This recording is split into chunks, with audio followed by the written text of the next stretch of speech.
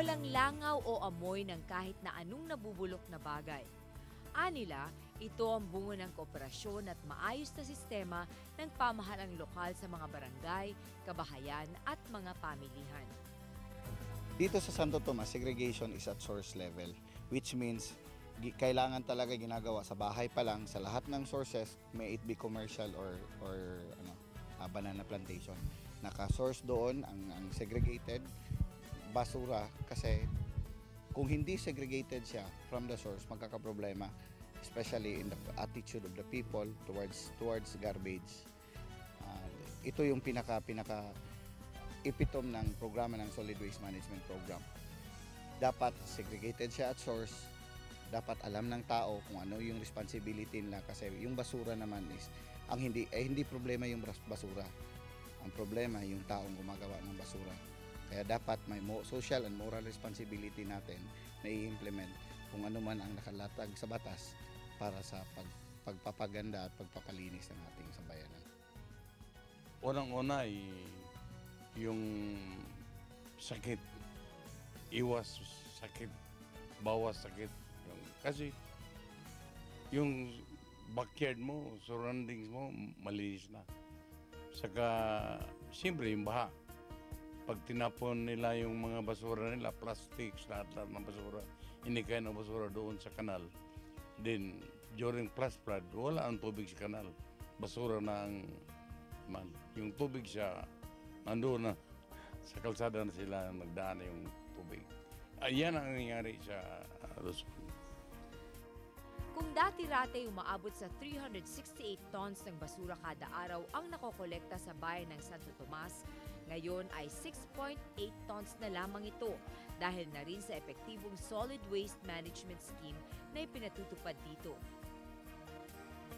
Isa rin sa pinagkukunan ng kabuhayan ng mga taga rito ang 2-hectare dump site na ito sa Santo Tomas dahil bukod sa pagbebenta ng pataba sa lupa, nakagagawa na rin sila ng hollow blocks at bricks na hinahaluan ng giniling na plastic ng basura. Nag-mass production kami ngayon para magamit namin sa sariling product. Pag nakita ng mga tao, yung residual waste, giniling namin yan, ihalo ng hollow blocks sa PBB block. List ng unti ng cost of the production. Oh. Yung iba pa, yung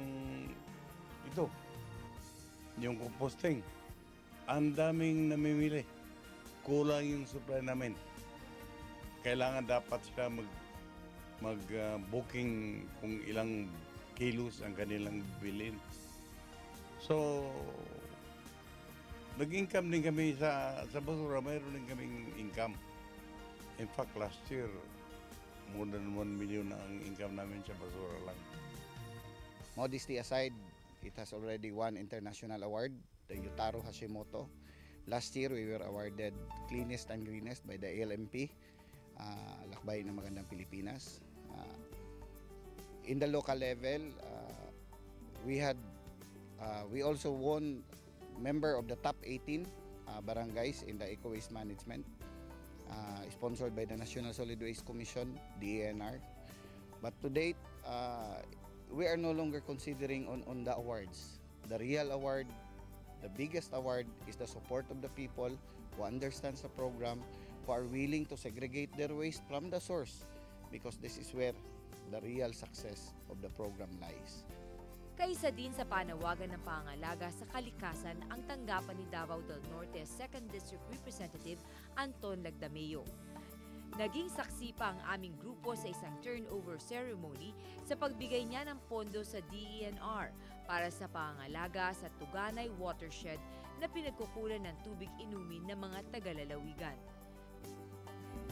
Pinangunahan din niya ang tree planting sa nakakalbo nating kabundukan. Lahat naman tayo involved dyan sa problema sa environment, di ba? Kaya in any little way that we can help sa mga sariling mga lugar, dapat inaayos na yan. Solid waste management, mga reforestation programs, DNR and Senro are trying to do their best. Pero alam naman natin na medyo hirap rin. Marami talagang lugar na kailangan pang ayusin. Maraming kailangan reforestation talaga. Kaya nga, di ba ang sabi nila, maraming lugar na kalbong-kalbo, kaya yung tubig bumabagsak, panay landslide, panay kung ano-anong nangyayari sa mga tao na sa lowlands. So, ito, maski na medyo maliit, malaking bagay na rin ito na makatulong. Solid waste management, one of the most important things. Kasi from the household pa lang kailangan na kayo segregate, dalhin sa tamang lugar, yung mga dumi, yung mga basura.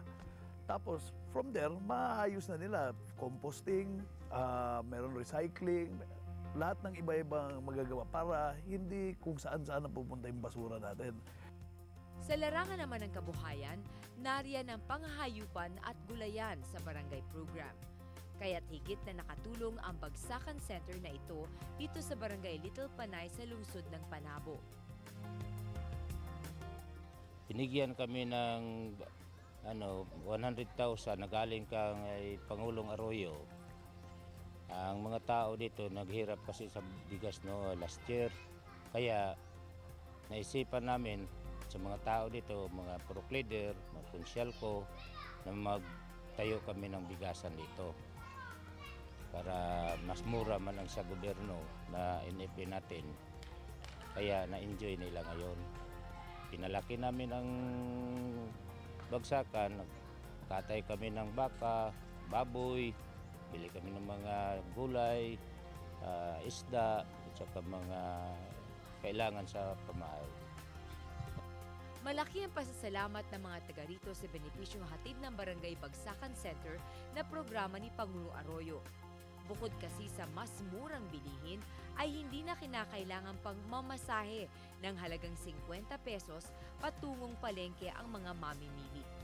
Malaking pasalamat namin kay Pangulong Gloria Arroyo, kay Sekretarya, sa Sekretary ng Agriculture natin, kay Congressman Lagdamio, na ang tulong na binigay niya sa amin na kapital na binigay niya sa amin, na enjoy namin ngayon. Kaya lumalaki na ang namin, ang Bagsakan namin. Hollow block making naman ang dagdag kabuhayan ng mga taga-konsolasyon. Mula sa 50,000 pisong capital, nabigyan ng hanap buhay ang mga kalalakihan sa barangay. Yung pinaka-importante, una, makakain sila. And paano sila makakain? Siyempre, bibigyan mo ng mga tulong for, yun nga, mga programa na self-employment. By training muna, and then tulungan natin na bigyan ng pondo para maumpisahan yung mga negosyo nila. Yung nakita ninyo, that started last year lang. Actually, early this year. And marami na daw rin orders. Alam ko, kumikita na sila maski na konti. At least umpisa na yun. And nakita naman ninyo, maganda rin yung quality ng gawa nila. So, sa barangay pa lang na yan, nasusuplayan na nila lahat ng mga nakatira doon, ng mga nag-aayos ng mga bahay. So, may konting income na rin yung barangay.